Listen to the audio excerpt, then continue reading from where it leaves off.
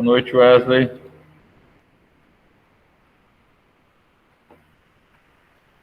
Boa noite.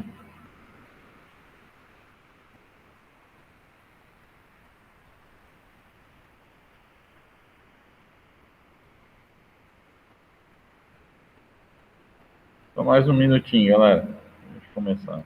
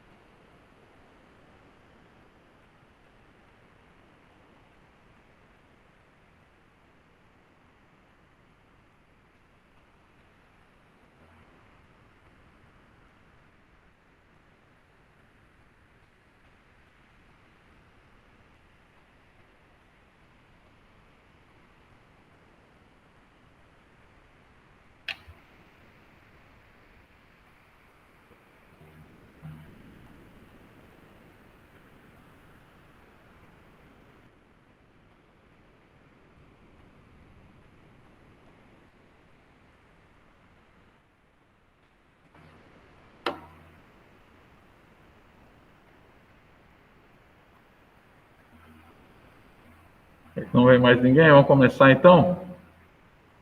A gente terminar mais cedo também, né? Deixa eu ver se está tudo ok aqui, gravando, tudo certo. Vamos começar então, falta pouca gente para entrar aí.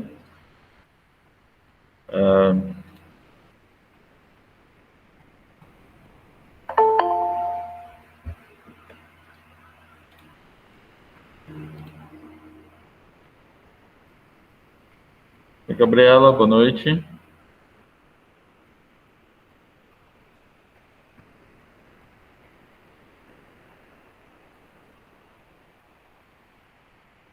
Bom, vamos começar então, galera.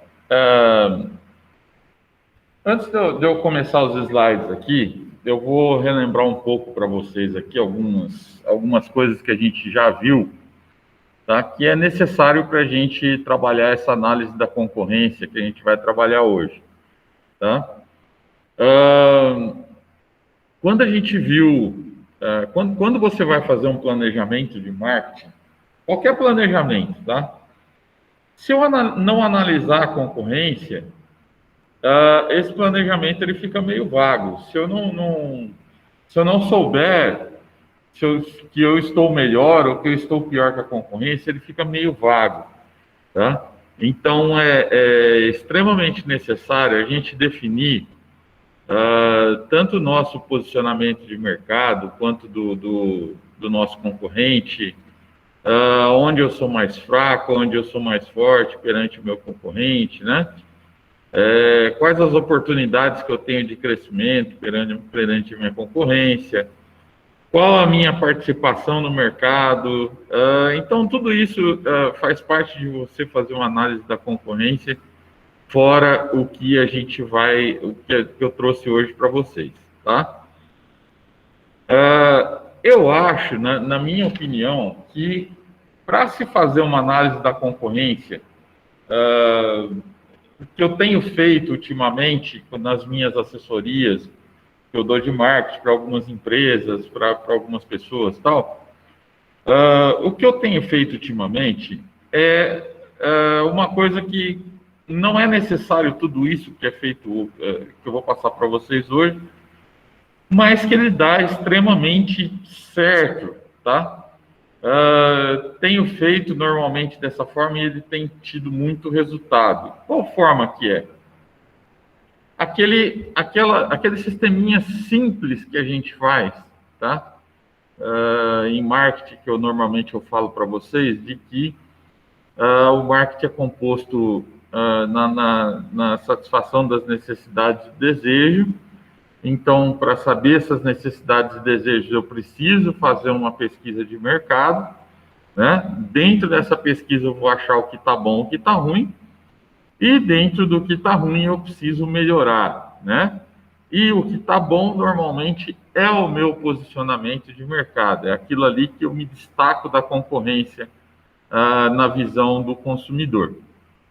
Então, o que eu tenho feito normalmente para trabalhar isso na prática, né? Na prática, porque é muito fácil a gente vir aqui, passar um monte de teoria para vocês, e aí vocês saírem daqui e não saberem fazer uma análise ambiental, uma análise de mercado bem feita, uma análise da concorrência bem feita, tá? Como é que eu faço para analisar a minha concorrência utilizando-se das ferramentas de marketing, tá? E também das ferramentas de marketing digital. Hoje eu não tenho mais como falar de marketing sem falar de marketing digital.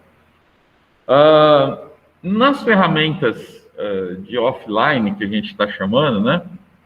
Que são as ferramentas utilizadas pelo marketing tradicional, aquele que a gente viu lá atrás, você simplesmente faz uma pesquisa onde você analisa tudo aquilo que você quer da sua empresa, o perfil do consumidor, e você também analisa como que está a sua concorrência, tá? Então, diante disso, eu consigo traçar um posicionamento de mercado meu, da minha empresa e também do meu concorrente, tá? Então, fica mais fácil de você trabalhar dessa forma.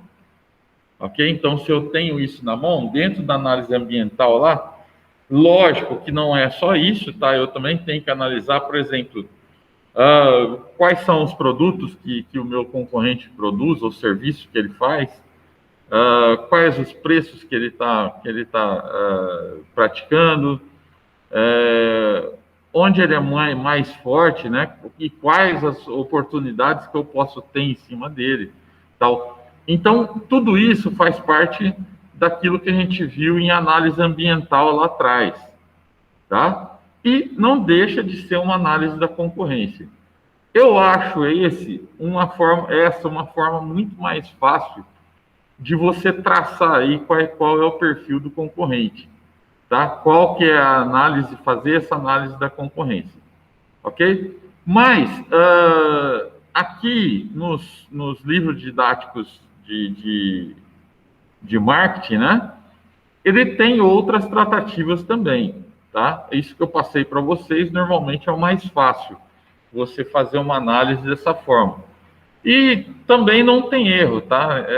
É lógico, se eu tiver muito mais informações, o que a gente costuma dizer? De que dentro do marketing, quanto mais informações você tiver, menor a possibilidade de você cometer um erro, tá? Então, é importante que você tenha essas informações na mão para você poder tomar qualquer resolução, para você fazer um planejamento de marketing bem feito, tá? Então, vamos para de hoje, vamos trabalhar um pouco essa questão da análise da concorrência, segundo Kotler, né? Segundo Porter, segundo Kotler, segundo outros autores aí, Witzel. Então, vamos trabalhar aqui segundo os autores, tá? Então, vamos lá, para a nossa análise da concorrência. Ó. Análise da concorrência seria o processo de identificar e avaliar os concorrentes, chave de uma empresa. Até aí tudo bem, nada de novidades, tá? É através dela que se desenvolverá uma estratégia competitiva de marketing que posicione solidamente a empresa contra os concorrentes e lhe dê vantagem competitiva. Tá, vamos então por partes aqui, que essa parte talvez reflita aquilo que eu falei para vocês no início da aula, tá? Então, ó, é através dela que se desenvolverá uma estratégia competitiva de marketing. Se eu fizer uma análise do meu concorrente e da minha empresa, logicamente eu vou desenvolver uma estratégia competitiva de marketing, até aí tudo bem, que posicione solidamente, tá? Você saber posicionar a sua empresa solidamente é extremamente importante. Eu já tive casos aqui que eu já contei para vocês, nunca é demais a gente deixar de lembrar. Nós já fizemos análise aqui quando abriu o supermercado troiano lá embaixo, né?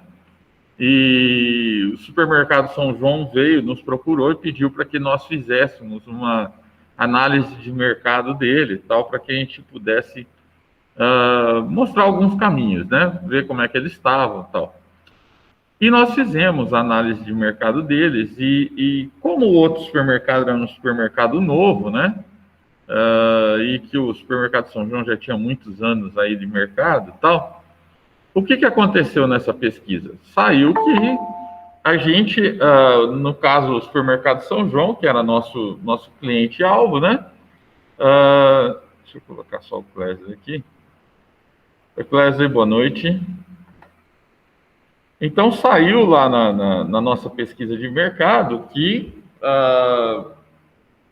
todos os quesitos que nós analisamos e quesitos que a gente fala estão relacionados ao mix de marketing, né, aos 4 P's do marketing, mais as pessoas e tal. Então, todos os quesitos que nós avaliamos, preço, a praça, estacionamento, produtos, qualidade e tal, todos os quesitos que nós avaliamos, saiu que, de uma forma ou de outra, o supermercado Troiano, por ser mais novo tal, vinha melhor posicionado. E aí sobrou de que você não tinha nenhum posicionamento de mercado efetivo, tá, do supermercado São João. Ou seja, naquele momento, com a entrada do concorrente, eu não tinha nenhum posicionamento de mercado. Eu não era identificado, por exemplo, pelo meu consumidor, nem sendo como supermercado mais barato, nem sendo como um supermercado que tem melhor atendimento, nem sendo... Então, nenhum fator a gente ganhava do supermercado Troiano.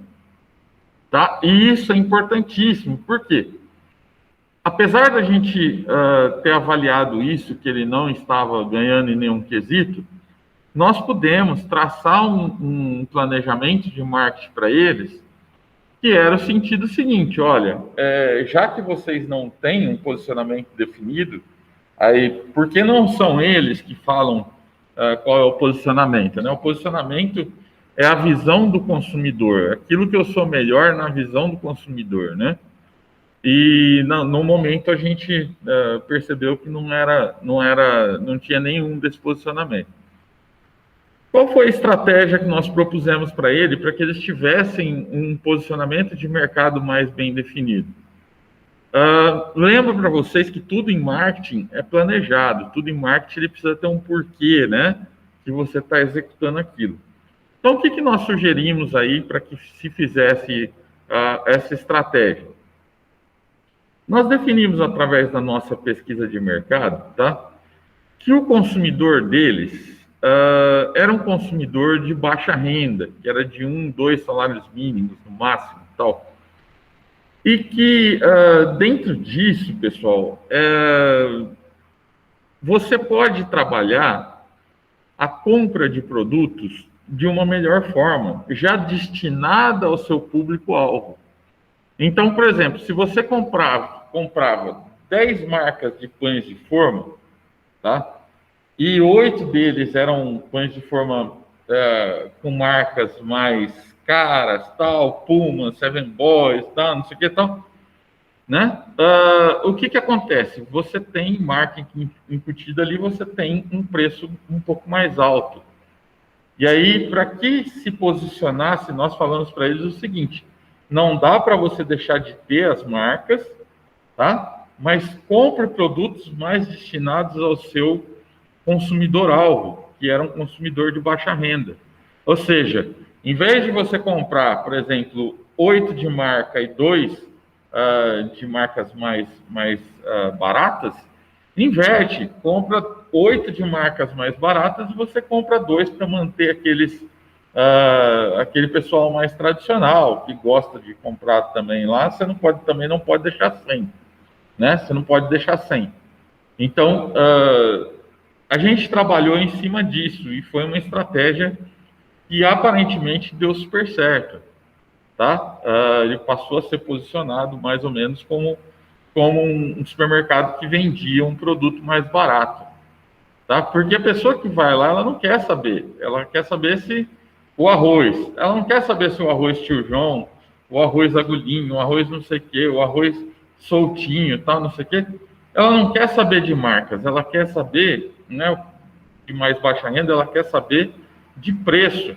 E se ela for comparar, por exemplo, o preço de um e de outro, se você tivesse o preço mais baixo em vários produtos, logicamente, a médio prazo, você passaria a ser reconhecido como uma empresa que tinha preços mais baixos, tá? Então, vocês veem que dá super certo você fazer essa fórmula simples que eu passei para vocês aí de marketing, tá? Ele dá super certo. Na prática, isso é muito legal. Você tem te dá bastante oportunidade de planejamentos aí, tá? Então, posicionamento é fundamental, pessoal. Quando eu trabalho em empresa, eu preciso saber qual é o meu posicionamento. Se ele está de acordo com a missão, com a visão, com os valores da empresa, tá? Então, é um jogo. A gente costuma dizer que marketing é um jogo de xadrez. Você movimenta as peças, mas o seu concorrente também movimenta as peças. Então, você precisa estar antenado a essas peças, tá? Para que se traga essa vantagem competitiva. Então, posicionamento é uma coisa fundamental. Então, vamos lá. Ó. As 6 etapas do processo de análise de concorrente. Ó. Primeiro, a identificação dos concorrentes da empresa. É lógico, se eu vou fazer uma análise ambiental, eu preciso saber quem são os meus concorrentes diretos e indiretos, tá? O que são concorrentes diretos aí nesse caso? Concorrente direto é aquele que compete comigo diretamente, ou seja, aquele produto que é muito semelhante ao meu, tá? O que é concorrente indireto? É aquele produto que, ao invés dele comprar o meu produto, o meu tipo de produto, ele vai e compra outro. Por exemplo, a água, ela é um concorrente indireto do leite. Então, por exemplo, a pessoa pode deixar de comprar o leite e ir lá comprar água, tá? Alguns concorrentes indiretos que são mais evidentes, por exemplo, a bebida láctea. A pessoa pode deixar de comprar o leite para comprar uma bebida láctea. Então, ela é um concorrente indireto. E os concorrentes diretos? São todas as marcas de leite que eu tenho lá no meu supermercado, tá?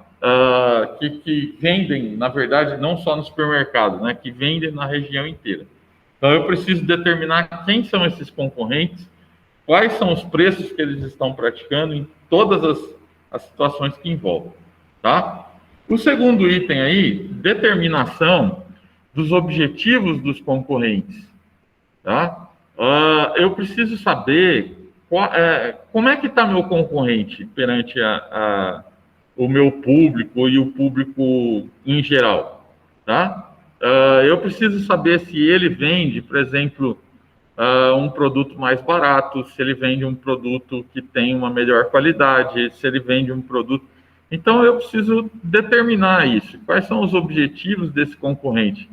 O nosso tem objetivos, né? A missão normalmente da empresa define objetivos, o planejamento de marketing normalmente define objetivos, e aí eu preciso tentar descobrir quais são os do meu concorrente, tá? Terceiro item, identificação das estratégias dos concorrentes. Qual a estratégia que aquele concorrente está fazendo? Ele está na televisão. Então, eu preciso fazer alguma coisa, alguma ação de publicidade, né? Eu, particularmente, pessoal, eu não gosto muito desse negócio de ficar, por exemplo, eu identifico que o cara está fazendo TV, eu vou lá e faço TV também, tá? Aí eu passo a correr atrás, aí eu passo a ser reativo. Aquilo que eu falei para vocês em uma das aulas aí anteriores, que você não pode ser, tá? O que é reativo? Eu vou ficar reagindo a situações de que o mercado tá se fazendo. Então, eu fico sempre correndo atrás da minha concorrência, tá? Lembra que eu falei para vocês de reativo né, ser reativo e ser proativo? Lembra que eu citei exemplo para vocês sobre ser reativo e ser proativo numa entrevista de emprego? Né? Se eu ficar esperando o cara me entrevistar e perguntar aquilo que ele quer ouvir e tal, não sei o quê, eu estou sendo reativo, tá? Se eu demonstrar conhecimento, se eu fui lá, olhei o site daquela empresa que eu vou fazer a minha entrevista de emprego, fui lá, analisei o que eles vendem, analisei qual é a missão da empresa, qual é a visão da empresa, tá? Quais são as estratégias da empresa, e aí eu vou mais bem preparado para essa entrevista de emprego. Aí eu estou sendo proativo, tá? Então eu preciso saber quais são as identificações das estratégias dos concorrentes e tentar fazer algo que não seja reativo, ou seja, que não seja a mesma coisa. Nem sempre você consegue.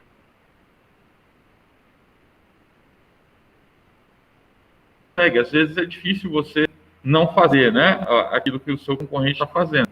Mas o ideal é que ele corra atrás de você, porque aí você passa a dominar o mercado, você passa a entender aquilo que ele vai fazer, e aí você pode construir coisas mais legais antes dele, tá? O quarto item aí fala sobre a avaliação das forças e fraquezas dos concorrentes, tá? Da mesma forma que na minha empresa, né, o interno meu refere-se às forças e fraquezas, ou seja, quando eu sou forte e quando eu sou fraco. Eu sou forte no preço, mas eu sou fraco no atendimento, tá? Isso é relativo à minha empresa. E se possível for, eu também preciso saber aonde que a minha concorrente é mais forte e aonde que ela é mais fraca. Tá? Então, isso é o interno. Lembra que a gente falou sobre a análise do SWOT, que eram as forças e fraquezas, que era interna, né, que era referente à minha empresa, e as oportunidades e ameaças que são referentes ao mercado, são referentes à minha concorrência. Tá? Só que como a gente está falando de forças e fraquezas aqui como um interno, aonde que eu sou forte, aonde que eu sou fraco, aonde que o meu concorrente é forte e aonde que ele é fraco. Tá? Outro fator, estimativa das reações dos concorrentes. Tá? Como que ele está reagindo no mercado? Por exemplo, agora durante a pandemia, quais são as ações? Como que ele está reagindo perante a pandemia? Ele está parado? Ele está esperando o tempo passar? Ele já montou uma estratégia? Então, eu preciso ter uma estimativa de reações desses concorrentes. E, por último, a seleção dos concorrentes a serem atacados ou evitados. Então, eu tenho concorrentes que eu consigo bater de frente com eles e tem outros que não tem jeito, né?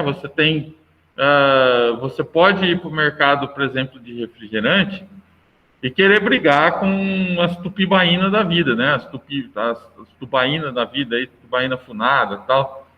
Mas você não vai conseguir brigar com uma Coca-Cola da vida, tá? Então eu preciso saber quem são aqueles que podem ser atacados, que eu consigo atacar, que estão na minha linha e quais eu tenho que evitá-los, tá? Eu vou dando uma olhada aqui, pessoal, porque hoje estava meio que, não sei se por causa dessa chuvinha aí, ele estava meio caindo, tá? Então eu vou dando uma olhada aqui para ver se não cai. Ok? Então, eu falei para vocês aí que vocês têm alguns autores, né? A gente fala sobre o conceito de alguns autores. E um deles aqui, que é o Porter, ele fala sobre estratégias competitivas básicas, tá? Que são 3 aqui no sentido dele, tá? Primeiro, você ter liderança em custos. Eu lembro que custo não necessariamente é o custo mais baixo, tá?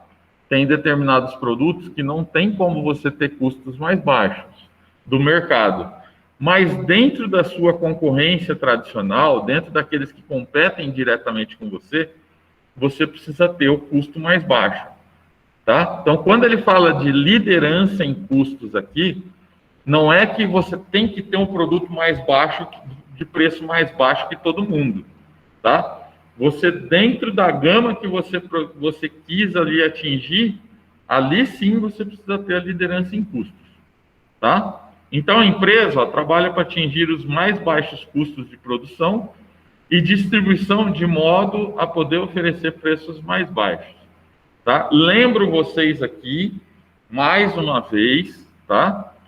De que ficar fazendo promoção não é o melhor caminho, tá? Eu preciso, dentro da minha produção, gerar essas economias para poder transferir para o custo final dos produtos e também na distribuição, tá? Eu também preciso gerar economia na distribuição para que eu consiga fazer isso de forma mais barata, ok?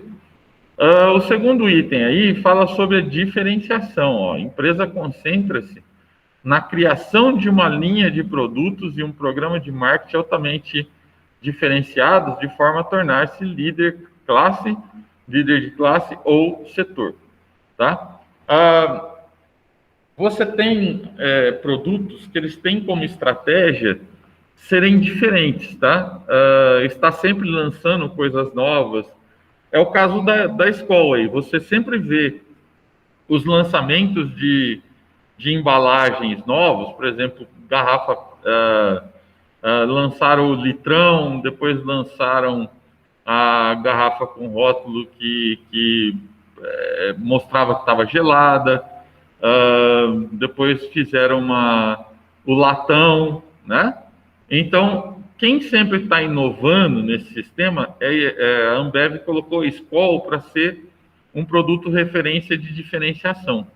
E aí, todas as outras marcas da empresa seguem o padrão, mas não como a empresa que lançou aquilo. Então, vocês vão ver sempre, por exemplo, na Ambev, vocês vão ver sempre os lançamentos vindos pela Skol, tá? Então, você tem lá a Skol do puro malte lá, duplo malte, não sei das quantas, tal. Então, os lançamentos são sempre destinados a um determinado produto, ok? E, por último, aí, ter foco. A empresa concentra seus esforços em atender bem alguns poucos segmentos, em vez de perseguir todo o mercado, tá? Então, tem algumas empresas que concentram-se naquele determinado fator. Por exemplo, a cerveja Cristal, ela quer ser a mais barata, tá? Independente, o foco dela é ser a mais barata, tá? Por quê? Porque ela quer atingir um público-alvo que é de menor renda, tá? Então, ela tem lá o seu nichozinho de mercado, ela trabalha aquilo lá, e o foco dela é aquilo, tá sempre reduzindo valores à medida do possível, beleza? Além dessas três estratégias de porte aí, ó, também eu tenho as estratégias de Tracy Wirseman, tá? Básicas, ó. Primeira, excelência operacional, tá? A empresa oferece valor superior, liderando o setor em que atua no preço e na conveniência, tá? E aqui, pessoal, quando a gente fala de valor superior, ele está intimamente ligado com o posicionamento de mercado da empresa, tá? Eu vou oferecer valor superior, tá? Se eu tiver o posicionamento de mercado focado nas necessidades e desejos daquele consumidor. Eu lembro para vocês que quando você faz um produto, você tem um grupo de pessoas que tem um interesse naquele determinado produto seu, tá? Por algum motivo, ou por preço, ou por qualidade, ou por qualquer outro motivo. Então, dentro daquilo lá, aquilo é o que oferece valor superior para o seu consumidor, tá? Então, dentro daquilo lá, você precisa ser melhor, você precisa ter excelência, ok? Eu não posso querer atacar toda hora, eu tenho uma puta de uma qualidade e eu quero atacar agora preço. Beleza, só que aí você vai perder a qualidade. Então, eu preciso focar para ser excelência em alguma coisa, tá? Normalmente é no posicionamento de mercado. A gente identifica no posicionamento de mercado e vai sempre trabalhar para que ele seja melhor naquilo, tá? Intimidade com o consumidor. A empresa entrega valor superior, segmentando com precisão seus mercados e modelando seus produtos ou serviços aos seus mercados-alvo, tá? Lembro para vocês aqui que ontem eu contei até um fato aqui para vocês, não sei se vocês vão lembrar, vou até relembrar ele bem rapidamente, de que eu falei porque as empresas hoje, as indústrias, né, de calçados, por exemplo, de Franca, elas estão preferindo vender diretamente para o consumidor ao passar por lojistas, tá? Porque a lucratividade realmente é maior. E você entregaria ali pela metade do preço para o lojista, você está vendendo diretamente para o consumidor a um valor superior. Só que o mercado, né? Como a gente está trabalhando, ontem a gente trabalhou em internacionalização, né? Como você está trabalhando a concorrência vinda também de fora do país, com produtos chineses entrando à torta e direita e tal, né? Essas indústrias passaram a competir diretamente com esse mercado chinês ou com esse mercado mundial, tá? E aí, qual que seria a diferenciação em que eles teriam ali? Normalmente, o lojista ele tem uma intimidade maior com o consumidor, ele sabe aquilo que o consumidor quer, ele sabe exatamente quem é, chama pelo nome, e às vezes tem até o telefone gravado na memória. Alguns vendedores têm até o telefone gravado na memória, tá? Então, isso é uma intimidade com o consumidor que está se perdendo à medida que as empresas estão mudando esse fator. E aí eu acho que vão querer voltar atrás em determinado momento, porque não vão conseguir competir com o mercado estrangeiro, né? Não vão conseguir competir de igual para igual com preços. Então você precisa ter outros diferenciais, tá? E um dos diferenciais é essa intimidade com o consumidor, tá? E o último fator aí, né, de Tracy, é a liderança de produto. A empresa oferece valor superior, disponibilizando uma corrente contínua de produtos ou serviços de vanguarda, tá? Que nem eu falei para vocês aqui, é o mesmo caso da escola do que o anterior, né? Em que você busca ter a liderança daqueles produtos, disponibilizando sempre produtos novos no mercado, de vanguarda, que atinjam a necessidade e desejo daquele consumidor. Às vezes você separa eles em subgrupos, né? A pessoa que consome sabão em pó, ela quer, além de sabão em pó, ela quer consumir um sabão em pó com amaciante, ela quer consumir um sabão em pó com alvejante e tal. Então, você passa a fazer produtos, né, uma gama de produtos que vão atender as necessidades de vários grupos aí, tá? Então, vamos lá, ó. Quais são, então, as posições competitivas aí, né?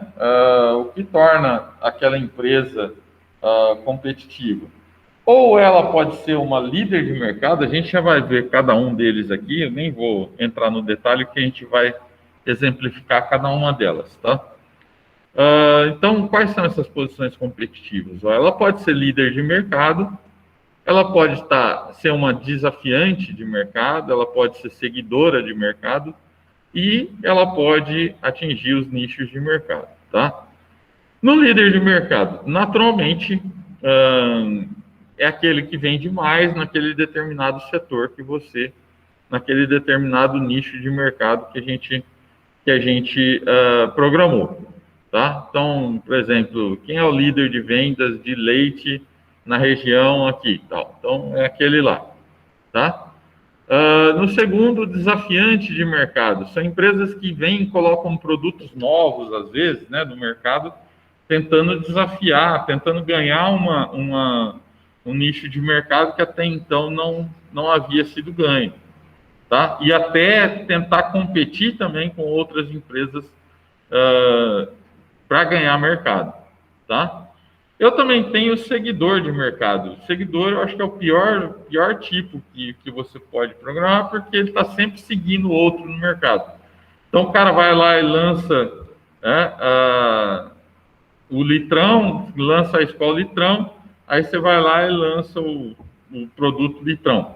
Ah, lançou outro produto, você vai lá e lança. Esse é um seguidor de mercado, tá? E por último, são os nichos de mercado que você tem existentes, que você pode descobrir esse nicho e atender as necessidades e desejos dele, que você vai ter um cliente ali fiel, tá? Mas vamos falar um pouquinho sobre cada um deles aqui, ó. Primeiro, a estratégia do líder de mercado, ó. Expandindo o mercado total. Em geral, a empresa líder é a que mais ganha quando o mercado total se expande, tá? A estratégia de expansão do mercado pode ser de três modos.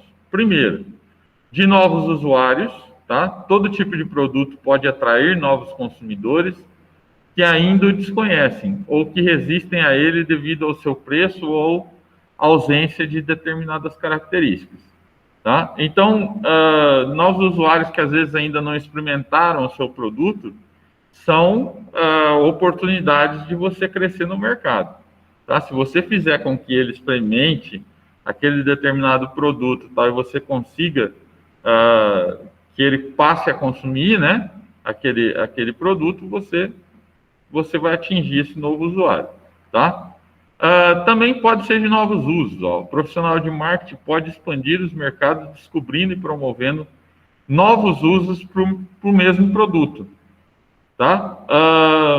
A gente viu aí, né, recentemente, na questão de remédios, né, para a pandemia aí, que tentaram colocar de um, outro, tal. Estão tentando expandir mercados para esses remédios. Eu não vou entrar no mérito que não é certo, não é correto isso, tal, né? Não vamos entrar nesse mérito, mas é só para citar como exemplo de que você tem produtos que são destinados, por exemplo, ivermectina, é destinado a o cães, acho que cavalos, se não me engano, o cavalo ou cães e tal, né, para vermes. E, de repente, começaram a lançar a ideia de que servia para a Covid. Tá? Então, estão descobrindo aí novos usos, né, para o produto, né? E o outro fator aí é a maior frequência de uso. Ó. A terceira estratégia de expansão de mercado é convencer as pessoas a utilizarem o produto com mais frequência, ou utilizarem maior quantidade dela de cada vez, tá? Eu não sei se vocês já repararam isso, normalmente, em todo lugar que eu vou, eu falo sobre isso, e as pessoas não se atentam, tá? Vocês já viram propaganda de creme dental, né? E a pessoa pega e coloca de fora a fora na pasta, na escova de dente, ela coloca lá de fora a fora uma lapa do negócio de creme dental desse jeito, tá? Vocês já experimentaram, não sei se vocês fazem isso em casa, e muito provavelmente muitos de vocês devem fazer, tá? Se não todo mundo, né? Porque ninguém nunca se atentou a isso, mas experimentem colocar só um pouquinho, ao invés de você colocar aquele filete de creme dental na escova, experimente colocar só um pinguinho, pouquinha coisa, e escovar os dentes com aquilo. Vocês vão ver que é o mesmo efeito, que é a mesma coisa, tá? Aquilo, na verdade, é uma estratégia para que você consuma mais produtos. E ela dá certo, porque a maioria das pessoas, quase que 100% das pessoas, vão lá, pega a sua escova de dente e vem, tola ela de fora a fora de creme dental. Passa um pouquinho só quando vocês forem escovar os dentes, passa um pouquinho só que vocês vão ver que não tem diferença nenhuma, tá? Ainda sobre as estratégias, né, de líder de mercado aí, né, ela também pode ter mais esses dois níveis aqui, ó, que expandindo a participação de mercado. Então, os líderes de mercado também podem crescer aumentando suas participações de mercado, tá? Lembro para vocês que como eu faço isso aqui, né? Normalmente você pega um mercado total, e o que é um mercado total? Você precisa saber lá, ou pelo site de BGE, ou qualquer outro site e tal, quantas pessoas no total seriam o mercado total. Por exemplo, então, seu público-alvo é um público de 20 a 25 anos, tá? Qual é o mercado seu? Qual é o mercado total? Você vai lá no site do IBGE e vê quantas pessoas existem na faixa de 20 a 25 anos. Aquele é o mercado total, tá?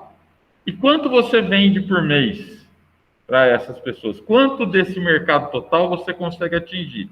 Então, você já tem em mãos qual é a sua participação no mercado, tá? E a partir daí, pessoal, eu posso colocar metas de vendas.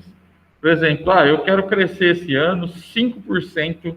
Eu acho que há a possibilidade de crescer 5% desse mercado. Então, eu vou lá e vou fazer estratégias para que eu consiga crescer esses 5%. Tá? Então, isso é expandindo a participação no mercado. E também eu posso proteger a minha participação no mercado, tá? Não deixando com que outros sejam melhor que eu naquilo que eu domino de mercado. Tá? Então, ao tentar expandir o tamanho total do mercado, a empresa líder precisa manter constantemente vigilância sobre seus negócios atuais contra os ataques de concorrentes. Tá? Então, esses três fatores aí são os que eu preciso tomar cuidado quando eu sou líder de mercado. Tá? Então, no planejamento estratégico orientado para o mercado, né? Eu tenho 4 fatores aí que eu preciso tomar cuidado, tá? Então, quais são os objetivos né? No meu planejamento de marketing, quais são os meus objetivos? Quais são os recursos que eu tenho disponíveis para manter aquele mercado ou expandir aquele mercado ou dentro da ação que você resolva fazer, tá? Então, eu preciso saber se eu tenho recursos para isso. Eu preciso saber quais são as oportunidades de crescimento. Lembra que na análise ambiental, a gente fala, aliás, no SWOT, né? A gente fala sobre isso, oportunidades e ameaças. Eu preciso saber quais são as minhas oportunidades de eu poder crescer no mercado, tá? E quais são as minhas habilidades para que eu convença o meu consumidor de que eu sou melhor do que o meu concorrente, tá? Então, dentro do planejamento estratégico orientado para o mercado aí, eu preciso estar atento a esses 4 fatores: objetivos, recursos, oportunidades e habilidades. Ok? Então, vocês vão ver aqui, que isso aqui, ele se chama matriz BCG, tá? A matriz BCG, vocês vão ouvir falar aí bastante nela, aí, ou já devem ter ouvido falar, né? Nela. Dentro dessa matriz BCG, eu tenho, a participação relativa de mercado, tá? E eu tenho o crescimento do mercado, participação que ele tem e o crescimento, o baixo e alto e o alto e baixo, tá? Então, por exemplo, aquele produto seu, ele vai estar localizado entre esses 4 fatores aqui. Vocês lembram sempre que os produtos, eles têm uma vida útil, tá?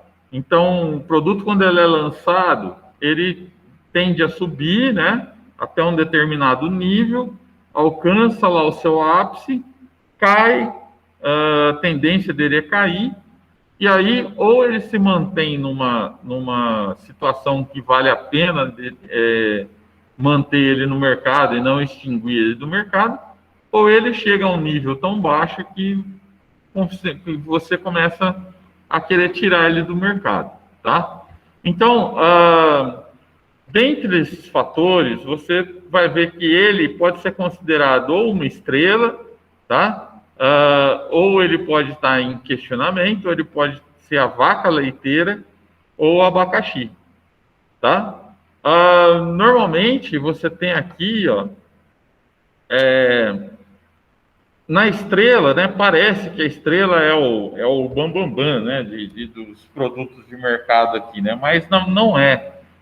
Você manter uma estrela, pessoal, é muito caro. Você manter um produto líder de mercado, tal, não sei o quê, com as vendas lá em cima, ele custa muito caro. Ele se demanda um investimento muito grande, tá? o ideal é que você mantenha ele como uma vaca leiteira, ou seja, onde eu não preciso mais tanto investimento para manter ele lá em cima, mas eu mantenho ele num nível muito bom, tá? Então, o crescimento dele aqui ele é baixo, né? Então eu não preciso mais ficar investindo em publicidade, por exemplo, em coisas para manter ele lá em cima, tá? Enquanto que a estrela aqui eu preciso ter um investimento alto, tá? Vamos falar sobre cada um deles aqui, né? Para a gente ter noção, ó. Então, dentro dessa matriz BCG, deixa eu ver que horas são aqui, 36, beleza, vai dar tempo tranquilo. Dentro dessa matriz BCG, né, análise de portfólio de produtos e UENs, né, unidades, eu tenho aqueles 4 fatores lá. Ó. Primeiro, ponto de interrogação, ó. Produtos que exigem grande investimento e baixo retorno, tá? Possibilidade de se tornar um abacaxi, né, em pouco tempo. Então, eu tenho um investimento já muito grande naquele determinado produto, eu mantenho esse investimento grande e o retorno dele já não é tão alto. Normalmente é um produto que ele já está em queda, né? Naquela parábola que a gente faz, né? Ele tem lá, chega ao seu ápice, a tendência dele é cair. E a gente continua com alto investimento nele e ele passa a não dar tanto retorno. O retorno dele é baixo, tá? Então, ó, a possibilidade dele se tornar um abacaxi ele é muito grande, tá? Porque ele está em franca queda, ok? Porém, por estar em um mercado com alto crescimento, ó, pode também se tornar uma estrela. Então, se eu estou fazendo investimentos nele altos, né? E isso for bem feito, ele pode sim tornar-se uma estrela. E aí compensa, talvez, eu continuar fazendo esses investimentos altos, tá? Por isso que é necessário uma análise de mercado constante, para saber se ele não se tornou um abacaxi ou se ele se tornou uma estrela, tá? A estrela, ó, produtos líderes de mercado, exigindo grande investimento, que nem eu falei para você se manter lá em cima, você exige um grande investimento de publicidade, de outras coisas, né?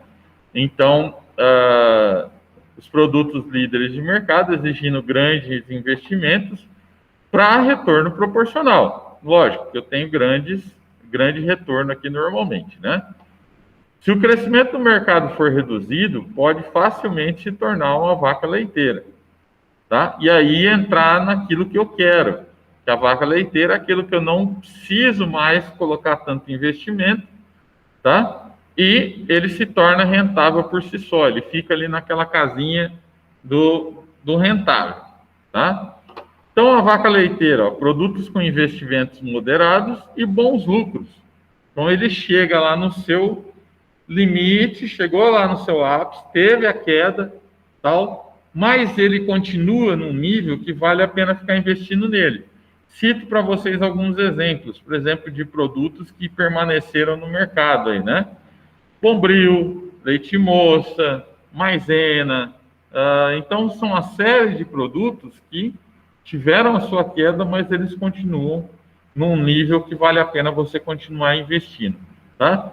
E o abacaxi, ou cão vira-lata, né, como é chamado, são produtos que devem ser evitados ao máximo pela empresa ou desalinhados, tá? Então, ele já caiu num nível que não vale mais a pena ficar investindo nele, tá? Então, eu diminuo bastante esse investimento ou eu tiro ele de cena, tá? Então, esses 4 fatores aqui, é isso aqui mesmo, tá, pessoal? Abacaxi, vaca leiteira, estrela e ponto de interrogação. É assim mesmo que é chamado essa matriz BCG, tá?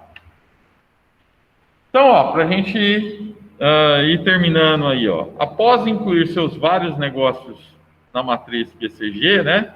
A tarefa seguinte é determinar que objetivo, estratégia e orçamento atribuir a cada um desses UENs, dessas unidades, tá? Então, ó, 4 estratégias, elas podem ser seguidas aqui, ó. A primeira, construir, ó. O objetivo, nesse caso, é aumentar a participação de mercado, mesmo que isso signifique renunciar a lucros de curto prazo. Então, normalmente isso no início que você coloca os produtos no mercado, né? Normalmente isso acontece, você não tem o lucro, porque você quer apresentar ele para o mercado, isso custa caro e tal, né? E você quer ganhar uma certa participação desse mercado, então isso custa caro. Adequado para os pontos de interrogação se tornarem estrelas, tá? Então, se eu já tenho um produto no mercado, que aquele produto, como eu disse ali atrás, né? Ele demanda um investimento muito grande, mas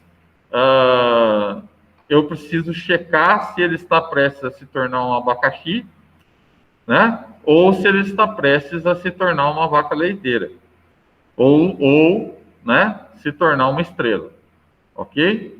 Então, esse é o construir aqui, ó. Eu preciso ver se eu vou investir nele, porque o investimento não é baixo, preciso ver se eu vou investir nele, tá?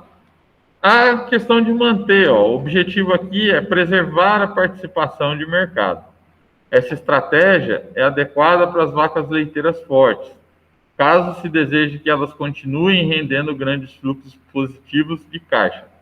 Então, eu preciso estar muito atento na concorrência aqui, na forma de manter o meu mercado, né? Preciso estar muito atento à minha concorrência, tá? Para que qualquer situação ali eu me diferencie dessa concorrência e mantenha o mercado, tá? Então, dentro daquilo que eu me proponho a ser forte aqui, eu preciso continuar sendo forte na vista do consumidor, ok?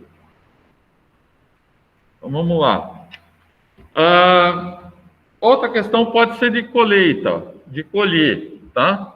O objetivo aqui é aumentar o fluxo de caixa de curto prazo, independente do efeito a longo prazo, tá? Decisão de se retirar de um negócio pela implementação de um programa de redução contínua de custos. Pode se deparar com questões sociais e éticas espinhosas, com vários grupos interessados, tá? Às vezes, pessoal, eu posso ter que recolher alguns produtos de mercado, tal, não sei o quê, mas existem algumas questões que você é muito criticado por elas, né? Então, eu preciso tomar muito cuidado com isso. Ó. Ele fala aqui sobre questões sociais, éticas, tal, né? Às vezes, para manter esse produto numa linha de preço mais baixa, ele pode ser muito penoso.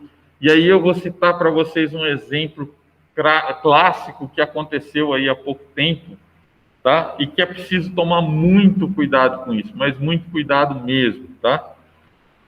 Nós tivemos recentemente aí algumas empresas que saíram de grandes centros como São Paulo, como Rio de Janeiro e tal, e foram se instalar no Nordeste. Por quê? Porque elas queriam ter maior rentabilidade, maior fluxo de caixa, ó, aumentar o fluxo de caixa, né? De curto prazo. Ou seja, a mão de obra lá no Nordeste ela é muito mais baixa. Você não tem tantas questões sindicais envolvidas no processo, tal. Então, ela se torna muito mais baixa, tá? Então, essas empresas viram aí uma possibilidade de ter um fluxo, de aumentar o fluxo de caixa com os seus produtos. Só que aí vem essa questão ética e espinhosa aí, ó. Não sei se isso foi estratégia da concorrência, que soltou lá no jornal de que estava fazendo isso com mão de obra escrava, tal, e essas empresas acabaram sendo arranhadas na sua imagem. Tá? Então é preciso tomar muito cuidado com isso. A forma em que eu vou utilizar para se colher, para que eu tenha esse aumento de fluxo de caixa, tá? A curto prazo. Às vezes, pode parecer uma coisa muito vantajosa, tal, você precisa ver tudo que envolve e tudo que pode acontecer, tá? Esses dias eu até conversei com meu irmão trabalha com marketing digital diretamente e tal, e meu irmão estava falando, arrumei um programa, um aplicativo, em que ele fica visitando determinadas coisas, ele curte coisas no Facebook e tal, das outras pessoas tal, e aí você consegue posicionar seu produto melhor lá no Google, e aí, consequentemente, você consegue gerar vendas. Tá, isso é legal, a determinado ponto pode ser até legal. Só que eu questionei ele sobre um fator. Falei, tá, e se o Google entender que você está utilizando isso, né, de uma forma inadequada, e ele derruba o site da empresa? Aí meu irmão, putz, não tinha pensado nisso, né? Então, e aí você vai arrumar uma confusão com a empresa, porque se ele sair do Google, tá? Você tem uma queda muito grande de vendas. Então é complicado, pessoal. Você precisa pensar em tudo que pode acontecer quando você coloca uma estratégia dessa em prática, tá? E por último, é a questão de abandonar. O objetivo nesse caso é vender ou liquidar o negócio, porque os recursos podem ser mais bem utilizados em outros lugares. Estratégia, parar, saber a hora de parar também é uma estratégia, tá, pessoal? Então, às vezes a gente fica com dó, né? Vou tirar meu produto do mercado, tem tanta, né? Fiz tanto por ele e tal, e eu não vou tirar do mercado, eu vou manter. Aí que você começa a perder dinheiro, tá? Adequada para animais de estimação, e pontos de interrogação, que representem um peso para os lucros da empresa, tá? Então, você já está na questão de abacaxi aqui, né? Ou animais de estimação, é a mesma coisa, né? Ele já se tornou um abacaxi na sua mão, tá? Então, a tendência aí, a melhor que você tem a fazer é abandonar esse produto, tá? Acabar com ele. Então, finalizando aí, planejamento estratégico orientado para o mercado, o ponto principal da análise de Wentz, né, é que cada negócio tem um potencial diferente e exige um objetivo próprio. Pontos de interrogação devem receber apoio para dominar o segmento ou serem abandonados, tá? Eu preciso definir qual é o posicionamento que eu estou ocupando ali, se vale a pena você investir ainda nesse produto para que ele se torne, para que ele chegue no ápice novamente, ou você abandonar, ou você tirar ele do mercado, tá? Então, eu preciso estar bem atento a isso para que eu possa definir a estratégia que eu vou ter diante desse produto, ok? Eu acho que esse aqui é o último, tá? E para o planejamento de novos negócios, redução de negócios superados, né? Quando as vendas e os lucros projetados são inferiores ao desejado pela gerência, a administração corporativa terá que desenvolver ou adequar novos negócios para preenchê-la, tá? Às vezes, pessoal, eu só tenho aquele produto no mercado, né? Então, se ele está em franca queda de vendas ali, eu preciso achar um outro produto para preencher aquele espaço, tá? Senão eu vou fechar a fábrica, ok? Então eu preciso sempre estar trabalhando com novos negócios, com novas alternativas, com coisas que são criativas, tá? Sempre pensando em atender as necessidades e desejos do mercado. Eu lembro para vocês que essas necessidades e desejos elas vão se alterando, tá? Eu preciso estar atento a elas e às vezes vale a pena eu tirar esse produto do mercado e colocar outro que atenda essas necessidades e desejos.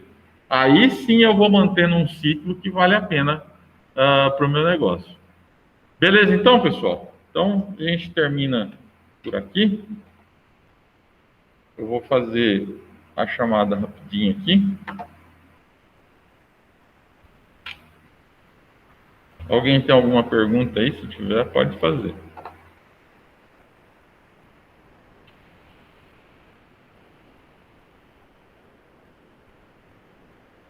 Então vamos lá. Clesley. Presente, professor. Daiane. Não tá, né? Felipe. Felipe não. Gabriela. José Luiz. Presente. Lana. Lucas Correia. Lucas não está hoje. Lucas Natan. Monique. Presente. Wesley. Wesley não está aí? Então tá bom, galera. Então, até semana que vem, tá? Vamos ver se a gente já entra em umas formas mais práticas. Está difícil entrar em forma prática aqui por ser online, tá? A gente já deveria estar em laboratório de informática aqui. Mas o ano que vem, provavelmente eu vou deixar tudo isso para o ano que vem. Então, no ano que vem a gente pega mais essa prática, vai ser mais gostoso de trabalhar, tá? Beleza, Wesley. Eu coloco aqui.